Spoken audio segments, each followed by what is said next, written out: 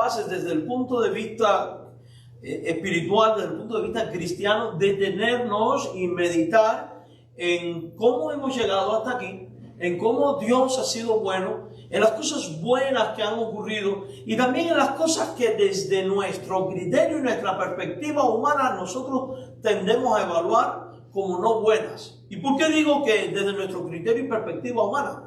Porque el libro de los Romanos enseña que los que aman a Dios, todas las cosas le ayudan a bien, aún las cosas que son aparentemente negativas. Y digo aparentemente porque a veces Dios en su gracia, en su voluntad, en su soberanía, permite que vengan tropiezos, angustias, dificultades, momentos difíciles, momentos de crisis, y no lo hace porque nos quiere destruir, no lo hace porque quiere vernos a nosotros en una humillación al estilo carnal. Lo hace precisamente para darnos lecciones espirituales, lecciones de vida, ayudarnos a crecer e incluso a impulsarnos como cristianos. Pues no es menos cierto que a veces no cogemos mayor impulso que hasta que no hayamos caído primero hasta lo más bajo, y ahí es donde viene el Padre Celestial y extiende su mano en el pozo de la desesperación, nos saca, pone el pie sobre peña y nos hace andar para la gloria de Dios. El ejemplo más vívido de esto lo tenemos en la persona de Job,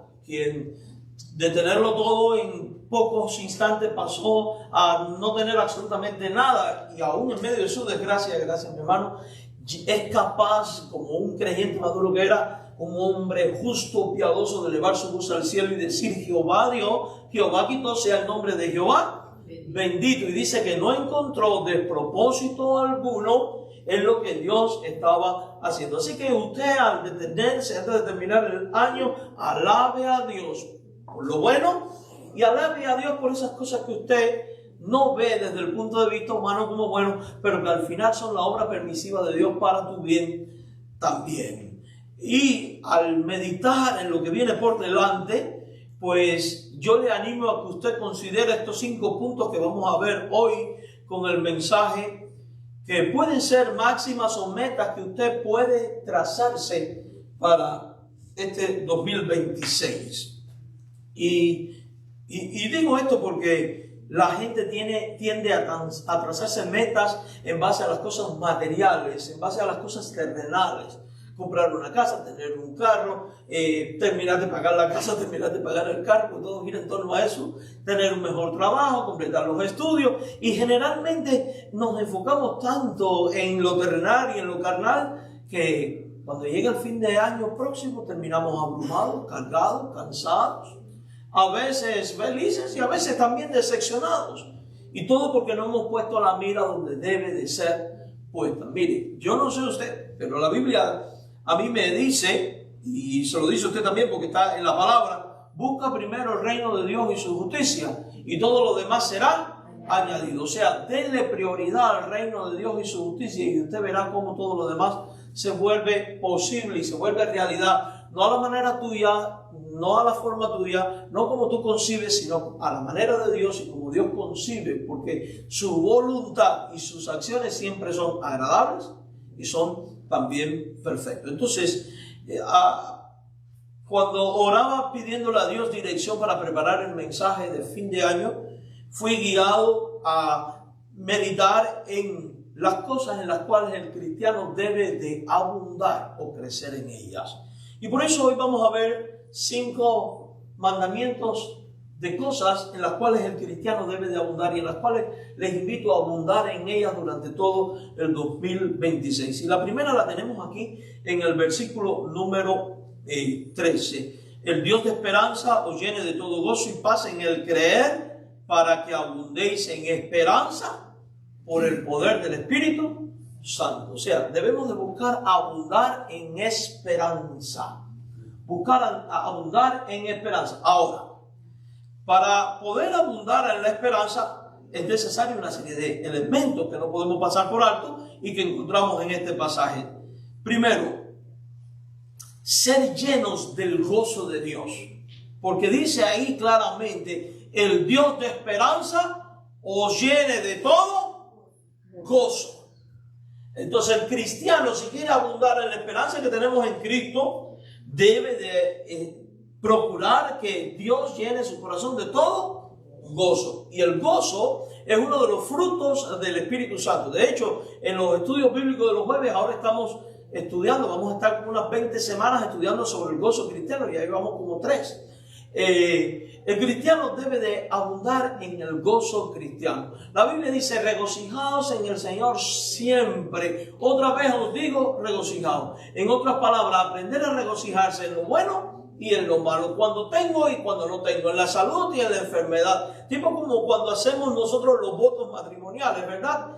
Porque al final, como decía un viejo canto que hace mucho tiempo atrás cantábamos: el gozo que tengo yo, el diablo no me lo dio, y como no me lo dio, pues tampoco me lo puede quitar, porque el gozo viene del Señor. Ahora, amados hermanos, recuerde que nosotros vivimos en un mundo donde es un caldo de cultivo para la amargura. Es un caldo de cultivo contra todo lo que puede conducir al cristiano al gozo. Cuando mejor están las cosas, usted choca el carro, pierde la casa, el hijo se enferma, usted se enferma, le dan un mal diagnóstico y todo pareciera que nos empieza a ahogar. Y ese es el momento donde nosotros debemos de apelar a regocijarse en el Señor, pero el regocijo no va a venir hasta que usted no tenga la mente puesta en el lugar y en la persona correcta. Y esa persona correcta es Dios, y esa persona correcta es el reino de los cielos, es la eternidad que viene. Porque cuando usted reflexiona, cuando usted medita en la eternidad que Jesucristo, en virtud de su sacrificio, de su muerte y resurrección, ya ha preparado para usted, créame que las dificultades de la vida no es que desaparecen, se minimizan. Porque cuando usted está enfermo, pero usted llega a entender que en el reino de los cielos no habrá llanto, tristeza ni dolor, usted que dice: bueno, ya estoy presto para ser sacrificado, he corrido con paciencia la carrera, Señor, y usted sabe que lo mejor está por venir, uno agarra ánimo, uno agarra consolación, uno agarra fortaleza. Por eso nuestra esperanza no puede estar en lo humano ni en lo terrenal, porque lo humano falla, porque es imperfecto por naturaleza a causa del pecado. Lo terrenal es perecedero, lo celestial es eterno. Por eso Jesús dijo con toda claridad: no te hagas tesoros en la tierra, donde todo se corrompe, haz tesoros en el reino de los cielos. Por eso en las epístolas, el apóstol Pablo, bajo la dirección del Espíritu Santo, dice: pongan la vista en las cosas de arriba, donde está Cristo sentado. Porque solamente de Cristo, por el poder del Espíritu Santo, es que el gozo puede ser realidad en tu vida. Y el gozo se hace realidad cuando usted tiene la esperanza puesta en el reino de los cielos. El Dios de esperanza os llene de gozo. Y dice: el Dios de esperanza os llene de paz. Porque uno va de la mano con el otro. Porque cuando usted está pasando por momentos difíciles y ha puesto sus ojos en el reino de los cielos, en lo que allí hay, en lo que allí le espera, y en el Dios de la consolación, y en el Dios de toda gloria, y en el Dios de toda gracia, usted va a enfrentar los momentos difíciles con alegría, pero al mismo tiempo usted va a experimentar ¿qué? La paz de Dios, la tranquilidad. ¿Y de dónde viene esa tranquilidad? De un concepto bien definido a la luz de la Biblia, de que Jehová es tu pastor y que nada te va a faltar porque Él lo ha prometido. De un concepto bíblico muy bien definido, de que aunque andes en el valle de sombra de la muerte, no debes de tener ningún miedo, porque Él preparará banquete, preparará mesa para ti, aún en presencia de todo aquello y de todos aquellos que procuran angustiarte. O sea que en medio de las tormentas de la vida vas a poder estar gozoso y vas a poder estar en paz. Ahora, ese paz y ese gozo con la esperanza puesta en el cielo solo es posible si tú te atreves a creerle a Jesucristo. Te atreves a creer a lo que dice la palabra. Por eso el versículo dice con toda claridad: el Dios de esperanza os llene de todo gozo y paz en el creer. Porque si tú no crees que Dios te puede llenar de gozo y de paz, entonces nunca vas a poder experimentar esto ni vivir esto. Entonces fíjense, a veces las tormentas de la vida debilitan la fe, porque humanos somos. Tenemos el caso de aquel hombre que tenía un hijo endemoniado y que quería verle sano, porque ¿quién no quiere ver a un hijo sano? Pero él identifica un problema en su vida, que le falta fe, y por eso le dice a Jesús: Señor, aumenta mi fe. Y hay momentos en la vida en los cuales también tenemos que decirle: Señor, aumenta mi fe, porque yo quiero tener convicción de la esperanza, porque yo quiero experimentar tu gozo y tu paz. Quiero creer en esto. ¿Y qué cree usted que hará el Padre Celestial? ¿Le va a dar la fe? Porque Él ha dicho que todo lo que pidamos en el nombre del Hijo, Él nos lo dará. Porque Él ha dicho con toda claridad, que Él intercede por nosotros ante el trono de la gracia.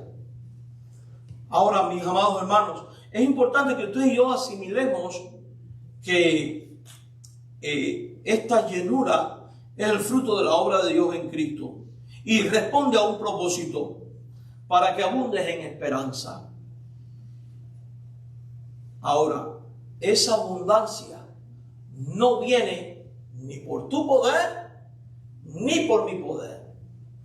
Esa abundancia en la esperanza no viene por el poder que pueda tener o no un predicador ni la iglesia, porque ni los predicadores, ni la iglesia, ni nadie tiene poder, ninguno por sí mismo, porque nadie tiene nada que no haya recibido de lo alto. Y la Biblia dice que esto viene por el poder del Espíritu Santo de Dios. Entonces, fíjense, para poder tener todo esto y vivir de esta manera es imprescindible entonces que el poder del Espíritu Santo de Dios se esté moviendo continuamente en tu vida y en mi vida. Por eso en otro pasaje de la Biblia se nos exhorta y se nos dice: no te embriagues con vino en lo cual hay disolución, antes bien sé llenos del Espíritu Santo. O sea, sé controlado a plenitud por el Espíritu Santo. Vive sujeto a Él, a su guianza, a su dirección, a su autoridad. ¿Y qué cree que va a pasar con tu vida y mi vida cuando vivimos bajo la autoridad, dominio y gobierno absoluto del Espíritu Santo? Sus frutos van a ser realidades. Y en ti van a empezar a emerger ¿qué cosa? El amor, el gozo, la paz, la benignidad, la bondad, la templanza, la mansedumbre, el dominio propio. Y todos estos frutos que son imprescindibles para vivir la fe cristiana, subsistir en medio de este mundo de tinieblas hasta que Cristo venga. Y que hace posible que nuestra esperanza no caiga, sino que cada día se vuelva más fuerte. Amado hermano, uno de los nombres del Espíritu Santo, ¿cuál es? El Paracletos, el Consolador. Es la tercera persona de la divinidad que opera directamente en tu vida y en mi vida. Entonces, procura abundar más en la esperanza, en el gozo, en la paz, y hazlo en el poder del Espíritu de Dios. Porque cuando se anda en el poder del Espíritu, todo enemigo, todo mal, todo tropiezo desaparece. ¿Recuerdan ustedes David y Goliat? Tú vienes a mí con espada y jabalina, mas yo voy a ti ¿en qué? En el nombre del Señor, ¿verdad? Léase todo el libro de los Hechos. Nosotros le llamamos Hechos de los Apóstoles, pero en realidad cuando usted mira debió haberse llamado Hechos del Espíritu Santo, porque es la obra plena del Espíritu Santo en cada creyente manifestándose de una manera extraordinaria. Entonces debemos de abundar en esto, mi hermano. Olvídese de lo terrenal, olvídese de lo perecedero, no vale la pena, eso trae aflicción y angustia de la carne. Enfóquese en las cosas celestiales. En una segunda cosa que abundar en este año, en el amor. Vamos a 1 Tesalonicenses 3:12, por favor. 1 Tesalonicenses capítulo 3, versículo 12. 1 Tesalonicenses capítulo 3, versículo 12. Y esto forma parte de la oración del apóstol Pablo por los creyentes de Tesalónica.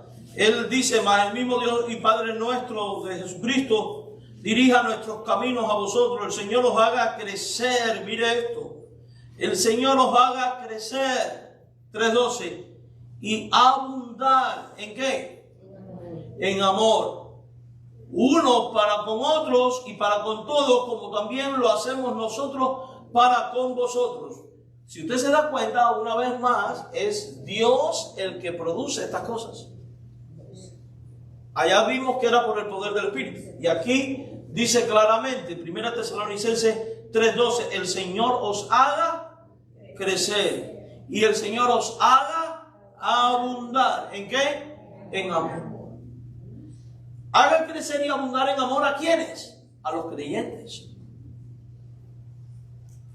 ¿Significa esto que los creyentes de Tesalónica no se estaban amando? No lo creo, porque si usted lee la introducción de la epístola, Pablo ha dicho, he sabido de vuestra fe y de vuestras obras y de vuestro amor, cómo se extiende por todo el mundo entero, más allá de sus fronteras. Y es que es imposible estar en Cristo y no dar los frutos de Cristo. Y uno de los frutos de Cristo y del Espíritu Santo es precisamente el amor. Fíjense, la Biblia dice con toda claridad que ahora permanecen la fe, la esperanza y el amor. Y el mayor de estos es el amor. El amor entre cristianos es indispensable para un estilo de vida saludable ante los ojos de Dios y para una sólida convivencia y comunión de nosotros con Dios y entre nosotros como hermanos. En esto sabrá el mundo, dice la Biblia, que sois mis discípulos, en que os améis los unos a los otros. También la Biblia dice que el que no ama no ha conocido a Dios, porque Dios es amor. Y dice, nadie puede amar a su hermano, decir amar a Dios a quien no ha visto, si no ama a su hermano a quien ha visto. Lo estoy parafraseando, Entonces fíjese, el amor es un distintivo de Dios, porque Dios es amor. Y así como Dios es amor, Dios quiere que nosotros también seamos practicantes del amor. El amor es esencial para la vida de la iglesia. ¿Por qué? Porque es la manifestación más grande del don de Dios. Dios muestra su amor para con nosotros en que siendo un pecador que hizo, dio a su Hijo. O sea que el amor cristiano tiene que ser sacrificial. Así como Dios dio a su Hijo por amor a ti, sin tú merecerlo por ser pecador, usted tiene que llegar a la capacidad de amar sacrificialmente a su hermano en la fe, aunque tu hermano no te retribuya de la misma manera, porque tú y yo somos llamados a marcar una diferencia con el mundo. Si tú amas a los que te aman, dice Jesús, ¿qué mérito tiene? También los incrédulos hacen esto. La virtud más grande de un cristiano es tener la capacidad de amar aún cuando no sea amado. La capacidad de llegar a amar aún a los enemigos. Oiga, esto está fuerte, ¿verdad? Porque por lo general nuestra carne, ¿qué es lo que nos pide? ¿Me la haces? ¿Me la pagas? Pero el que tiene el fruto del Espíritu y el que tiene a Cristo no es me la haces, me la pagas. Me la haces y te hago el bien. Porque la Biblia dice, vence el mal con el bien. Además, usted practica el amor aún con sus enemigos y dice que tus buenas obras van a acumular ascuas de fuego sobre las cabezas de ellos. Por otro lado, ¿por qué es esencial abundar en el amor? Porque mire, hermano, cada uno de nosotros somos imperfectos. Cada uno de nosotros, aunque ha sido lavado por la sangre de Cristo, el pecado sigue ahí. Y sigue haciendo mella, y sigue molestando, y sigue enconando nuestra alma, nuestra mente, nuestro corazón, nuestro estilo de vida. Y en determinado momento, como realidad de esto, de no tener amor, podemos terminar enfrentados. Podemos terminar lastimándonos. Y todos no podemos ocultar el sol con un dedo. Sabemos que a veces en las iglesias creyentes se lastiman entre sí. ¿Cuándo llegan a lastimarse entre sí? Cuando no hay amor. Cuando falta el amor. Porque lo que yo leo en la Biblia, ¿qué cosa es? Que el amor cubre multitud de pecados. Entonces, si el amor cubre multitud de pecados y yo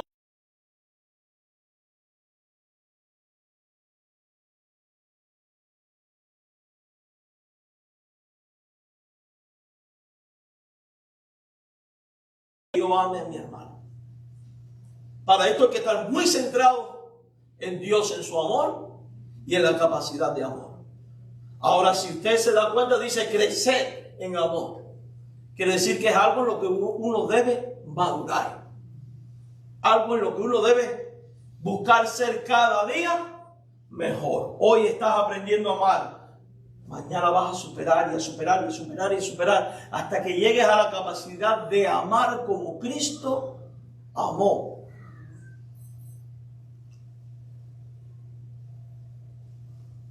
La motivación número 1 para poder amar incondicionalmente al hermano es amar a Jesucristo mismo. Todo empieza ahí. Porque si usted ama intensamente a Cristo, es imposible que usted no pueda amar intensamente a su hermano. Por muchas virtudes que tenga una iglesia, por muy enriquecida que sea con dones espirituales, si no ama, nada es. Y el texto por excelencia lo tenemos en 1 Corintios 13. La iglesia de Corintio era una de las iglesias con más problemas que nosotros encontramos en la Biblia. Internamente estaba fraccionado como en 4 grupos. Aun cuando se reunían juntos, algunos decían: yo soy de Pablo, yo de Apolo, yo de este y yo del otro. Comportamiento que en el capítulo 3 de la primera carta a los Corintios Pablo identifica como niñería espiritual, como inmadurez. Era una iglesia donde tenía líderes inmorales a un extremo inaceptable para nosotros y para la cristiandad. Era una congregación donde algunos se adelantaban el día de la Santa Cena para tomarse el vino, y incluso algunos se emborrachaban con el vino. Mire esto. Y la hermana era. Había competencia entre líderes. Los que tenían el don de hablar en lengua se creían mejores que los profetas. Y los profetas: yo soy mejor que el que habla en lengua. Y ese es el rollo que encontramos en el capítulo 12, capítulo 13 y el 14. Y en medio de todo esto, Pablo, de una manera magistral, guiado por el Espíritu Santo, ¿qué es lo que dice? Mira, todos los dones vienen del Espíritu Santo. A cada uno le ha sido dada la manifestación del Espíritu. Todos son para provecho, todos son para edificación. Pero si ustedes, por muchos dones que tengan, si no se aman, son como un címbalo que resuena, como un metal que suena y que no tiene distinción. No sirve absolutamente para nada. Por eso es que después va a decir: el amor todo lo espera, todo lo sufre, todo lo crea, todo lo soporta, todo lo cree, todo lo soporta. No hace nada indebido, no se irrita con nada, no busca lo suyo. Mire esto, una definición de amor magistral. Entonces, a la hora de examinar mi capacidad de amar, yo no tengo que ir a revisar mis sentimientos, porque ese es el otro problema. Nosotros reducimos el amor a un sentimiento del corazón. Y el amor es mucho más que ello. Es una lección, es algo que aprender. Es un ejercicio práctico. Mire, cuando usted quiere evaluar su calidad de amor, vaya a la Biblia. 1 Corintios 13. El amor todo lo sufre. ¿Soy capaz de sufrir por amor? Todo lo espera. ¿Soy capaz de esperar que mi hermano cambie? Todo lo soporta. ¿Estoy soportando a mi hermano? Aún a ese que es un poco difícil de amar. Porque hay hermanos difíciles de amar. No siempre se ama con la misma facilidad. Ahora, que alguien sea difícil de amar no significa de que lo debemos destruir. Hay que amarlo también, con sus defectos y con sus virtudes. Y si yo identifico que en mí todavía me falta superar esta parte en el amor, entonces yo tengo áreas en el amor en el cual tengo también que crecer. El verdadero amor cristiano dignifica al hermano. Desafortunadamente, a veces en las iglesias se cuelan las zorras del chismorreo y la murmuración. Y ¿saben? Satanás es muy inteligente, porque disfraza el chisme y la murmuración de buenas intenciones espirituales. ¿Sí? El cristiano, vamos a decirle así, chismoso, ¿cómo viene con el chisme? No te viene como viene la chismosa del barrio que no es cristiana. No. El cristiano viene diciéndote: tenemos que orar por la hermana tal. La pobre está teniendo problemas en el matrimonio. Muchachos, el marido. Tra. Y vino muy espiritual y usted cayó.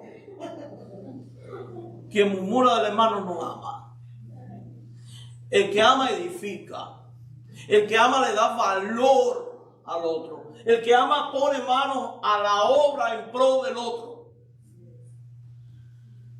Entonces, por amor al hermano que está siendo denigrado y por amor al hermanito murmurador, ¿qué hay que hacer? Párese ahí un momento, hermano. Mire, eso que usted está diciendo no le agrada a Dios. Si la hermana tiene problemas, dígale al pastor para que el pastor intervenga y sepa cómo ayudar. Y pare de decir estas cosas. Aunque duela, Pero créame que ese hermanito orante no va a venir más a donde usted está.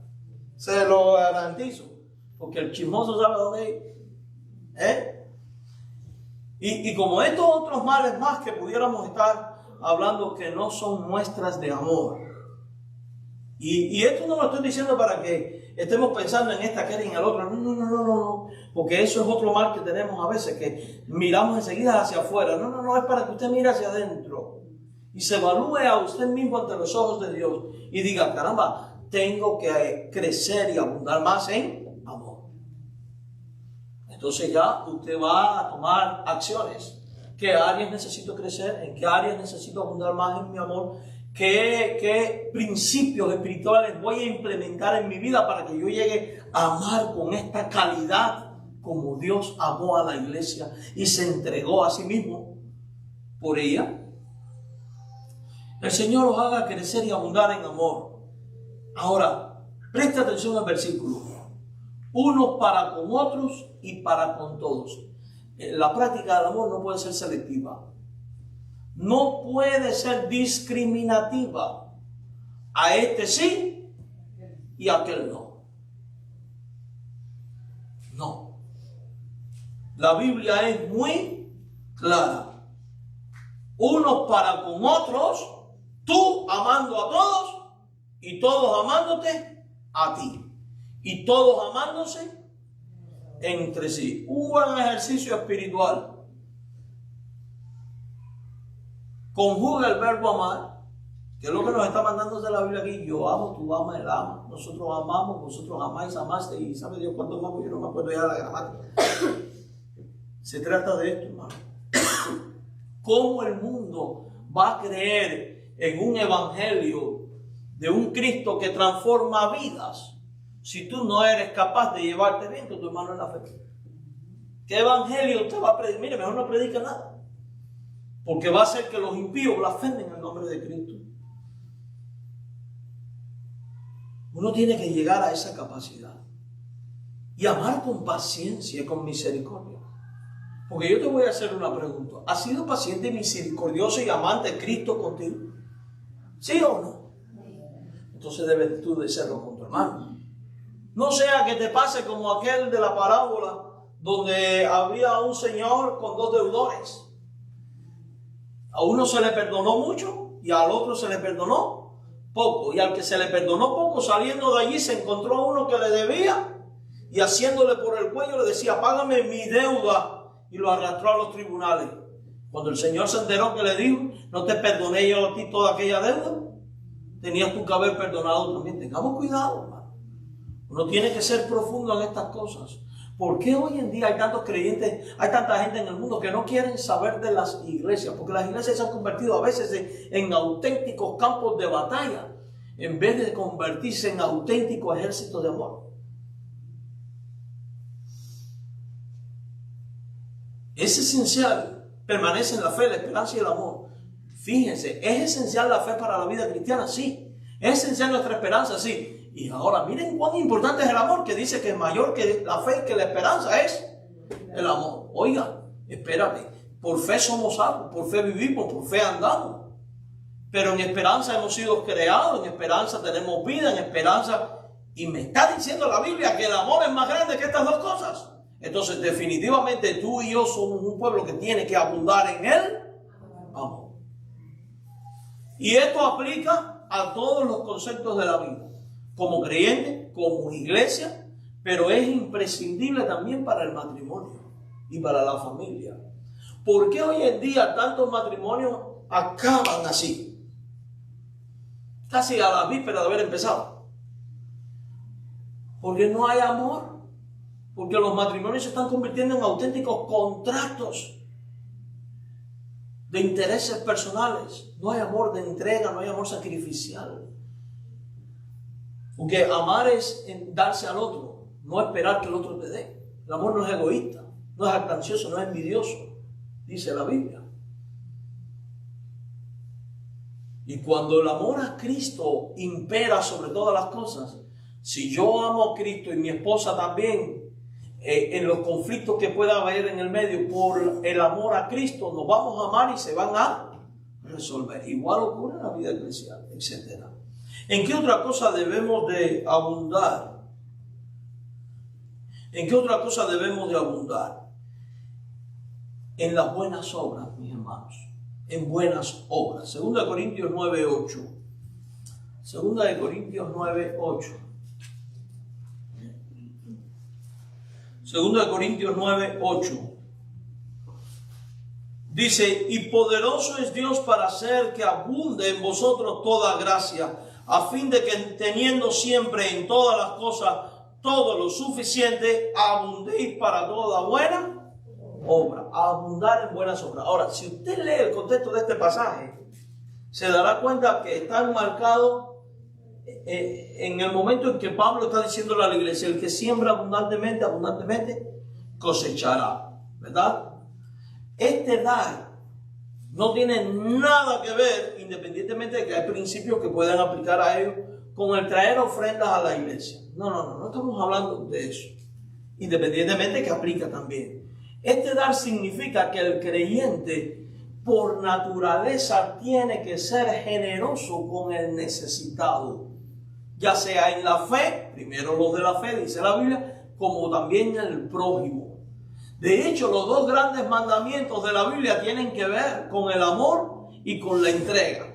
Amarás al Señor tu Dios con toda tu alma, con toda tu mente y con todo tu corazón. Y a tu prójimo como a ti mismo. Y la parábola del samaritano es la acción de dar y de entregarse en pro de alguien que es hasta un desconocido para ti. La Biblia dice que tú cuando des no esperes recibir nada a cambio. La Biblia dice que usted debe de darle aún al desconocido.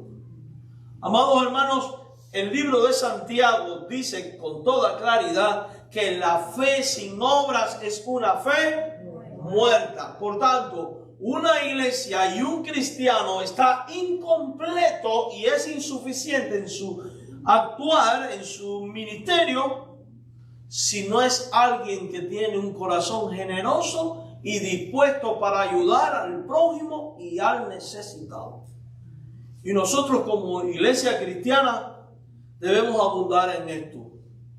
Y les voy a decir por qué.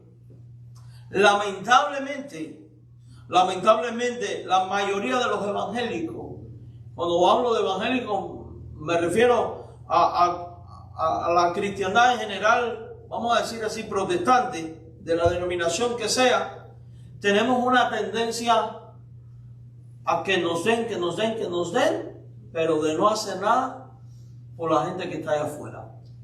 Y ojo, esto no le apunta como méritos para salvación, porque la salvación es por gracia, por medio de la fe. Pero esto sí tiene que ser un fruto de la iglesia de Cristo.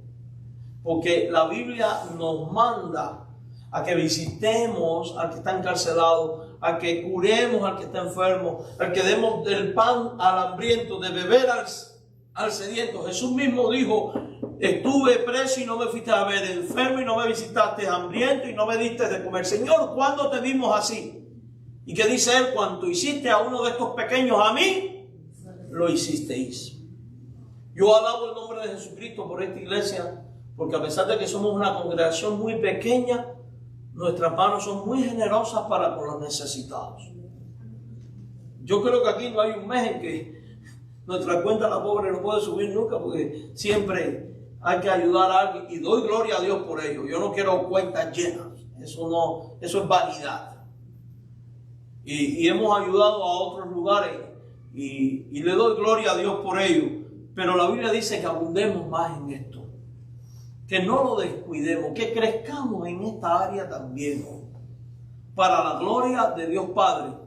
Y digo esto porque también es cierto que si hay iglesias que ayudan mucho, pero ayudan para hacerse de un nombre y un prestigio ante la sociedad. ¿Y qué es lo que persiguen? Ser visto de los hombres. Y eso no honra a Jesucristo, porque la Biblia lo que dice es que no sepa tu mano derecha lo que hace ¿qué? La izquierda. Y que tú, cuando tú des, no hagas sonar trompeta. El creyente no debe tener miedo nunca de ser de bendición a otros. No debe tener miedo de dar. Y Dios promete ser generoso con el que es generoso. Ahora, esto no es para que usted haga un negocio con Dios. No, esto tiene que salir ¿de dónde? Del corazón, del alma. La Biblia es muy clara, poderoso es Dios para hacer que abunde en vosotros toda gracia. No te dé miedo a ayudar, porque cuando tú ayudas, el Dios de toda gracia, el Dios que da su favor, va a actuar en pro de ti, proveyéndote más allá de lo que tú has sido capaz de dar, porque por fe te atreviste a dar y a ayudar. ¿Recuerdan ustedes la viuda pobre que tenía solo 2 blancas? Las monedas más insignificantes. Y aún ella estuvo dispuesta a despojarse de aquello para poner aquellas 2 simples monedas donde otros habían echado en abundancia. Aquella mujer perfectamente pudo haber dicho, ya las arcas están llenas, yo ¿para qué voy a dar esto tan insignificante? Pero ella dio todo cuanto tenía para vivir. ¿Usted cree que Dios no trajo bendición a la vida de ellas? Estoy convencido que sí. ¿Recuerdan ustedes el profeta Elías cuando llega a casa de aquella mujer viuda con su hijo? Y le dice, hazme un pan. Y la mujer le dice, tan solo tengo un poco de harina y un poco de aceite, que haremos pan, comeremos y después nos echaremos a morir. Pero la mujer creyó a Dios. Tuvo un corazón dispuesto a dar. ¿Y qué hizo?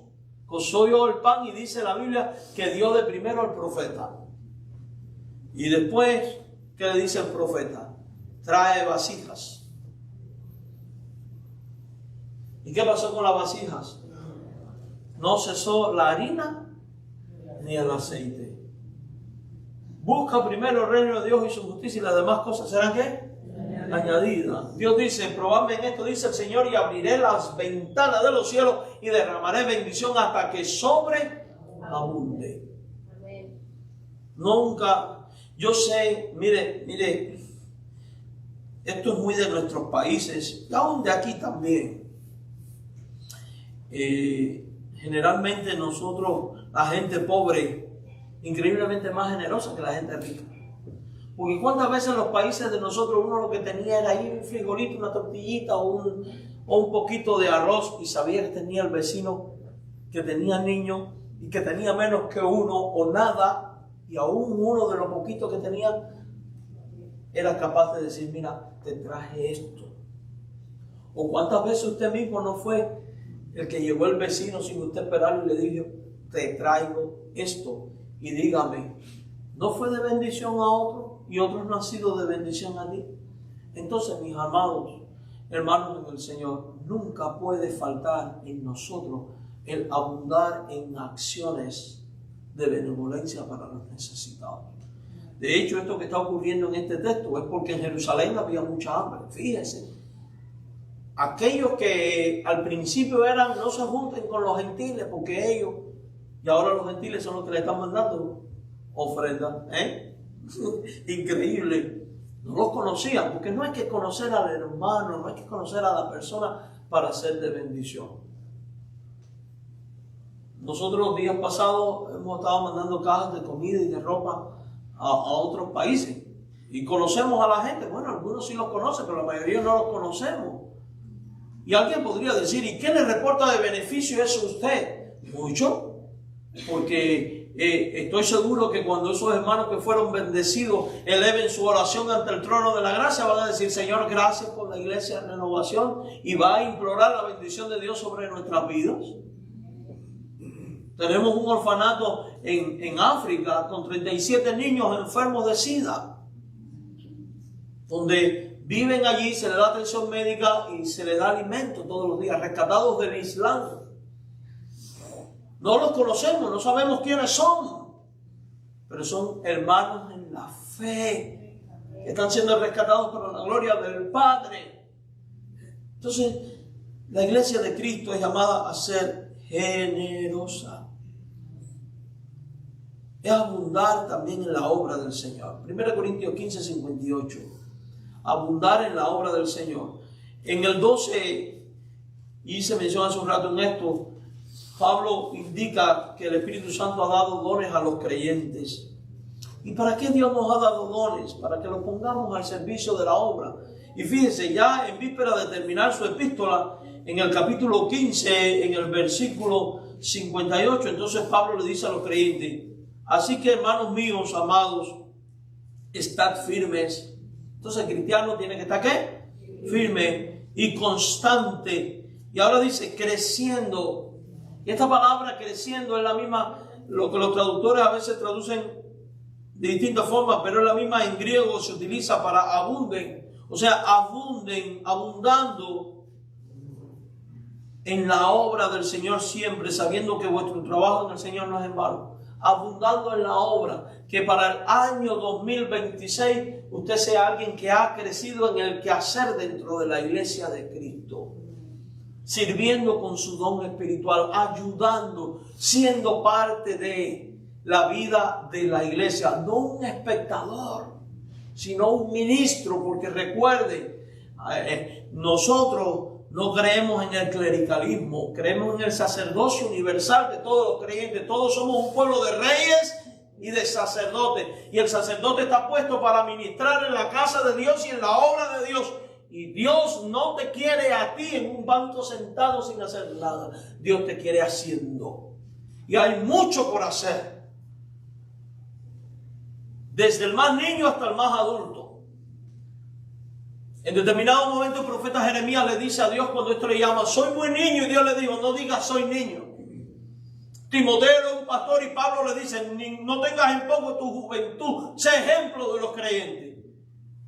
A los 90 y tantos, Sara se convierte en la madre del que va a ser la descendencia del Salvador, sirviendo al Señor a los 90 y tantos con un embarazo, nada más y nada menos que con un embarazo.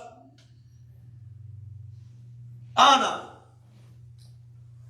una señora de 84 años, cuando usted lee el pasaje que ha llevado el niño Jesús al templo para ser presentado, dice que ahí estaba esta mujer viuda de 84 años. Y dice el texto, y ayudaba con muchas oraciones y ayunos. Hermano, orar y ayunar por la obra es ayudar. Porque cuando el pueblo de Dios ayuna y ora, usted está sosteniendo el ministerio delante de Dios. Todos tenemos cosas que hacer. Que este año 2026 sea un año de evangelización, de alcance, de servicio, de discipulado, de entrega. Un año donde tomemos la determinación de romper con toda vagancia espiritual y decir: voy a ponerme en las manos de Dios. Y en la obra de Dios ningún trabajo es insignificante. Porque lo mismo cuidar la puerta, limpiar el piso, ayudar con la cocina, que dar una clase, que torear las jaulas de los leones a los niños. Yo le digo las jaulas de los leones porque hay que ser un domador para entrar ahí. Hay un team ahí tremendo. Yo fui maestro de escuela dominical de los niños de 9 a 11 años. Y en mi clase tenía 42 muchachos cuando era más joven. Oiga, en cuanto apareció un maestro le vendí el circo a otro, ¿viste? Un viaje entré y me pusieron los muchachos un muñeco pegado en la espalda, y cada vez que me miraban se echaban a reír. Esa clase es tremenda, son tremendos, hay que ser muy valiente. Pero Dios te quiere ahí también. No me imite a mí, yo dejé esa clase porque me fui a otra ahí. No me quedé sin hacer nada, claro. Pero donde quiero llegar es que, hermano, que el 2026 sea el año de ruptura. Mire, yo quiero que usted piense en esto. A Dios gracias que nosotros somos una iglesia que hace apenas 1 año y medio que comenzamos. Y para la gloria de Dios, ya somos un buen número de hermanos. Muchos se han bautizado este año. Y a Dios damos gloria por ello. Pero no podemos estar conformes. Porque en tanto y en cuanto hay un alma que no conoce de Jesucristo, la iglesia no puede estar conforme ni tranquila. Algo que me impacta grandemente del apóstol Pablo es que cuando lo vienen a acusar delante de los magistrados, que dicen estos que trastornan el mundo entero. Hermano, yo te pregunto, ¿estamos trastornando esta ciudad? Tenemos que actuar de tal manera que la trastornemos. En el buen sentido de la palabra, no con terrorismo, no. Trastornarla con el evangelio de Cristo. Entonces, para ello hay que abundar en obra, en ministerio. Y finalmente, Colosenses 2:7, y no por ello menos importante, en toda gratitud. Porque el Dios de gracia es el que nos ha traído hasta aquí. Y fuéramos los más ingratos del mundo, si no reconociéramos que solo por su gracia subsistimos, solo por su gracia existimos y solo por su gracia podemos hacer. Amén. Que el Señor les bendiga ricamente. Vamos a orar antes de